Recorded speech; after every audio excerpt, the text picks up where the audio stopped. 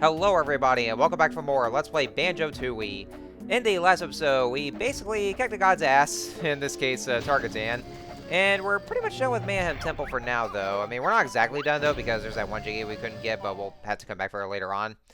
In this episode, we're going to be doing some backtracking. So basically, what I'm going to be doing for each of the worlds that I finish, or just get as much as I can in terms of the collectibles, is that after that's done, then we basically do some post-world cleanup where, you know, we just go back to the previous areas, like either in the overworld of Vilo Hags or some other levels, like if we get some certain moves, and then we go back and then just pick up some of the stuff that was going to beforehand. So it's basically like, you know, just this little Metroidvania-esque kind of backtracking that we're going to be doing, and Banjo-Tooie does have quite a lot of it here.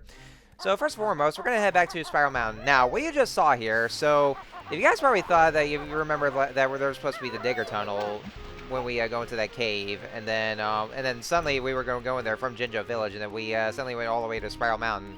And you guys might be wondering if I actually went ahead and just edited out the Digger Tunnel, because you know how I am with my Let's Plays, where I actually just do some rather interesting transitions, where I go to that one area and then suddenly I teleport to the other one. You guys would think I did the same thing when I went to that cave and went all the way to Spiral Mountain.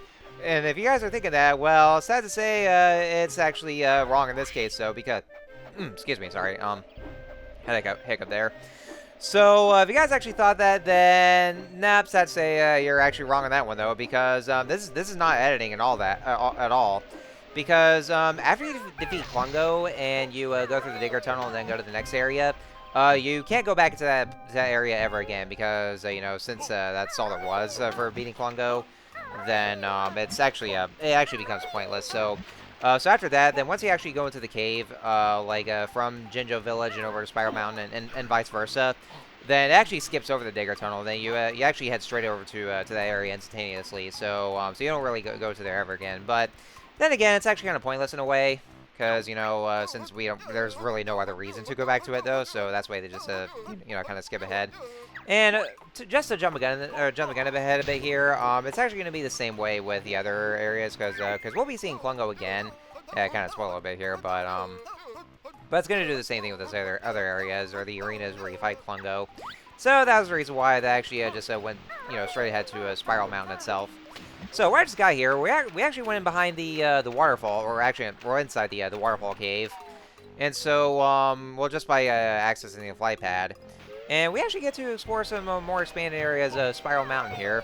And so what you just saw there was an N64 cartridge, Banjo-Kazooie, and I didn't mean to do that. I was trying to do that little trick just by using the big buster, but then I just fell straight down there, so that was actually kind of embarrassing. And oh, fuck you. But if you actually go into this little area, since we have the Great Grab, you see that there was supposed to be some kind of Banjo-Kazooie cartridge with eyes, because, you know, apparently it's sentient. And so, if you actually roll into it, and it actually just breaks off, you'll see that there was a mystery egg. And so, if you saw how absolutely familiar that the mystery egg was, if you guys remember those Stop and Swap items from Banjo-Kazooie, where, you know, basically after beating the game, then you get this cutscene where Mumbo shows you the pictures of those eggs, or the secrets that we missed, and they're supposed to be the items for Banjo-Tooie. And so this is actually where those kind of eggs come into play. But since they couldn't really incorporate Stop and Swap into the N64 originals, then they basically compensated for that just by putting the eggs in there. Oh, and just to stop myself here, so this is actually what it looks like if you reunite all the Jinjo families. So you just go into that Jinjo house. I'm going to the white Jinjo house because we actually did collect that one Jinjo. But since he's living by himself, though, then we basically, you know, quote-unquote completed the Jinjo family. Even though it's not really a family, just the white Jinjo himself. But I actually wanted to show that one off because if you remember previously, if the Jinjo house is empty and you didn't reunite all the families, then or the family members, then you actually get this this kind of sad, depressing variation of the Jinjo village theme. But if you have the whole family itself, in this case just the one white Jinjo, then you actually get this happy music again. It goes to show that they're all reunited, and so they're happy to be back. So I figured I'd just go ahead and show this off since, you know, since I actually completed this one family, per se. In this case, the white Jinjo, so I figured just, you know, just show that one off, but... Anyway, so back to what I was saying. So those Stop and Swap eggs, so this is actually where they come into play in this game, where if you actually pick up that kind of egg, then take that, and then we go over to this location here. This is Heggy's egg shed, and this here is Heggy the hen. And so what it is that if you actually find those eggs, and there's going to be at least 2 of those eggs within areas of Spiral Mountain. And there's actually 1 egg that's already there, but we actually can't really do anything about it yet because we don't have that 1 move for it, though. So we're going to go and throw that egg here. And so what you're going to do is that we'll actually witness a cutscene in which Heggy will actually hatch the egg, basically. And then you actually get to unlock some certain cool, some nice features from it there. So we're going to see what this one entails. And so we'll have to just, watch our hatch here. And so this one, let's see here. Special Heggy Egg Award, Homing Eggs. And so for this one, it's actually one of those cheat codes here. And so we're going to go to the Cheeto code room and enter homing to enable the feature. And yeah, this is actually the one where I'm going to show that off here. So we'll see what we mean by that one. And yeah, actually I went over there pretty early though, and the game somehow acknowledged it here. He says here those are split up pads. It's actually a new move that we'll be learning later. Well, not in the next world though, unfortunately. That's going to be until World 3 though. And there's an egg right there that's already there, but we can't really do anything about it though. So we're gonna have to come back for it later once we get some certain ability to hatch that egg basically, and which of course you already know. And yeah, that was all the bird shit that you just saw right there. So I don't know why we had to see all that. So anyway, so now we have the feature or the way to actually enable the homing ability. And so what we're going to do is we're actually going to go back to Mayhem Temple, and keep in mind, guys, that we actually will be going back to Mayhem Temple quite a bit, though, because there is that one area that that we can have access to, and it's actually going to be one of the more important areas for some certain cheats that we'll be seeing, or once we've actually obtained. So let's go over this way, but yeah, going by those mystery eggs right here. So that's actually where they basically come into play, and so you just pick up the eggs, and then if you have a Heggy to hatch those eggs, and you actually unlock some features from it here. I hear they kind of changed it with the Xbox ports. Well, we'll start with the Xbox Live Arcade versions, where by getting those eggs, or I think it's either where you or correct me if I'm wrong on this one, because I mean I haven't really gotten some hands-on experience with the Xbox ports, but. I think what they do is that if you actually obtain those eggs in the Xbox ports of Banjo-Kazooie, then I think they just go straight up to Heggy and Banjo-Tooie, and then I think those are the ones where you actually get to unlock some other features in Nuts and Bolts.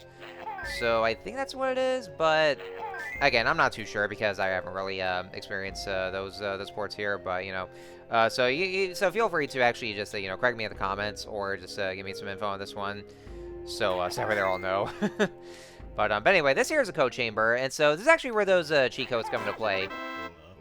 Now we're actually kind of here early though, because we haven't exactly gone the first 5 Cheeto pages and brought them over to Cheeto, and so we would have gone over here just to get the that one cheat code from him, but we actually came here early for that one cheat code. In this case, we're actually time and homing, but to actually talk about this right here, and Cheeto had already explained here, is that once you receive a cheat code from either a certain character or mainly Cheeto himself, then he'll give you the cheat code for where you have to go to, and so you have to go to the code chamber in Mayhem Temple. This is actually the main area where you actually type in those cheat codes.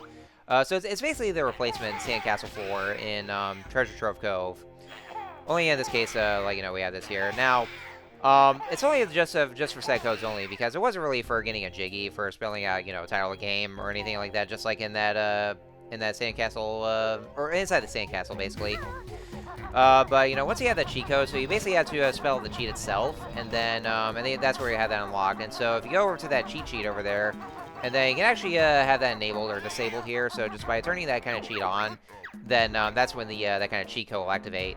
Well, I mean, for the most part, they weren't really so much cheats per se, though, but they're more like, abilities or upgrades to inventory, like the feathers or the eggs and whatnot, which is what it's going to be for the most part.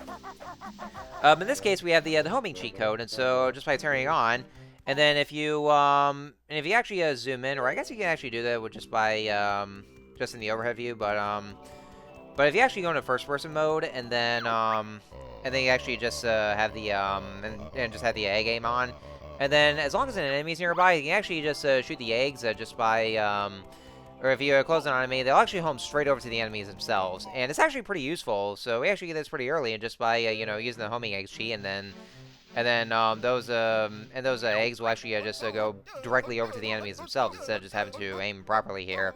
And it's actually one of the one of the very useful abilities, and we're definitely going to be needing that a lot for some certain instances in this game. You know, like with some bosses though, and it's actually going to be very helpful too. So while we're here though, so our next objective is that we're gonna be we're gonna go ahead and unlock the next world. And so since we're in the Wooded Hollow area, I figure we'll just go ahead and just head into Jiggy Temple right then and there. Yeah, so that way there we'll go ahead and do the second challenge, and then that's where we'll go ahead and unlock the next world. So I figure we'll just do that while we're there. So yeah, same as before, just so you know, just go into the just zooming in on the picture and then just filling in the puzzle pieces and all that, or the moving picture and all. And yeah, that's same old stuff. And I guess that's all she wrote. And man, I really can't get over how fast this is. You know, since again, I'm playing this on the Nintendo Switch Online, and they really sped this up so much. Because like, you know, the N64 original would really chug so much, and you know, this is actually what you would see, but. You know, but it's one of those things where, you know, I'm glad that they released it on the NSO because I actually was going to like if I was going to be doing Let's Play Banjo-Tooie, like I was actually going to do the original N64 version because, you know, for one thing, I don't really have the I actually don't have any Xbox consoles though. I do plan to at some point though, but therefore I don't really have the Xbox ports. But even if I did actually have those versions, I was still going to do the N64 originals anyway, though, because you know, I actually still want to play those games in its original form. Although I will say, and I didn't really bring this up at all, but one kind of issue that the Xbox ports have, though, is that now, for one thing, as you guys are already very well aware, is that they actually did increase the frame rate in those ports, and you know, it actually runs a lot smoother though. But there is one major issue about it, is that in the opening cutscene of Banjo-Tooie, since you know, since he kind of went down, or kind of really didn't have as good of a frame rate because it was running on the N64 console. The music was actually composed to fit with the cutscene with the low frame rate in mind. So that's actually how they composed it. But because of the increased frame rate in the Xbox ports, then the music playing in the intro cutscene is horribly, and I mean horribly out of sync, like fucking horribly. Just horribly is an understatement. And so, because of that, some of the music tracks that would be playing, like, you know, parts of the music it's not really fitting at all, or just playing very much appropriately to the situations that would have at hand. Like, you know, some of the more dire situations during the cutscene itself, and so it really did not fit well. So that was actually the one major issue. It did not really very much play well at all with it. Now, in the Nintendo Switch Online port of Banjo-Tooie, they actually at least tried to mitigate that kind of issue, though. It's like, you know, they still actually did their very best with the frame rate, because, you know, because actually it does you know, try to be consistent though. Like, the only thing about it though is that even though the frame rate is actually increased with the mostly increased with the gameplay, they actually did try their best with the to keep consistently, and so you know, there's only going to be a bit of a slight desync issue from what you've already noticed, so. But it's actually not as bad as the Xbox ports, though, because, you know, it at least tries to be consistent with the situations at hand. So, anyways, we got a new move here. Oh. Okay, honestly, I was waiting for that to happen. Yeah, sometimes you'll get a cutscene where Jan Jars will try to go back to his suicide, but then it actually closes in on him early, and he lands on his head instead. So, anyway, so here we are at this new area in Isle of Hags. This is the plateau, and so this is actually where the next world will be coming to play. So. What we just learned here was the fire eggs, and so what's the one thing that's new to the table in Banjo-Tooie is that so not only do we get just the blue eggs here, we actually get some different egg types here. So in this case, we actually have the fire eggs now. So this is actually one great innovative thing that the Banjo-Tooie has done, is that now we don't have to just fire with the blue eggs. We're actually given some different egg types, or basically some new elemental eggs, basically. So in this case, we actually have the fire eggs, and so what that is that you actually just use that to burn those enemies down just by shooting them, and so you'll actually just see them, and they're going to be useful for some certain aspects of some levels. And so now that we have some different egg types here, if you press the R button, then you'll actually be able to switch between different egg types here. So for now, we just have the blue eggs or the fire eggs. So if you actually just keep pressing the R button, then you just keep pressing until you find the right egg type that's right for you. Want to go for. So the next area we're in right now, we're in this giant beehive here. This is Honeybee's hive, and we have a new character here. This here is Honeybee. And, oh man, you know, it's one of those things that Rare just seem to have kind of thing for, is that you know, they basically just made Honeybee more anthropomorphic here. So just kind of gave Honeybee some more womanly features there, because this is actually back in the day where you know, actually, one thing I do want to bring up, though, is that Rare has kind of thing for, well, you know, tits. And, you know, basically, take a look at Candy Kong in Donkey Kong 64. Like, made her chest pretty large there. But, anyway, so a little off topic here. I'm sorry about that, guys. So this is actually where the empty honeycomb pieces come into play. So it is actually a little different, like I said, where if you get a certain number of empty honeycombs that's actually required, then you bring them over to a Honeybee, then you actually toss them over, and then this is actually where she'll extend your health meter. So if you have enough of those, then that's what she'll do. It's not like a Banjo-Kazooie where if you collect 6 empty honeycombs, then that's the only way to extend your health meter. But yeah, this is actually where those come to play. Just bring it over to Honeybee if you have a certain number, and then that's where she'll extend your health meter. So, anyway, so I guess that's all there is to cover this video. So next time on Let's Play Banjo-Tooie, we're going to enter the next world, which is actually going to be down here in this hole. So I will see you guys next time.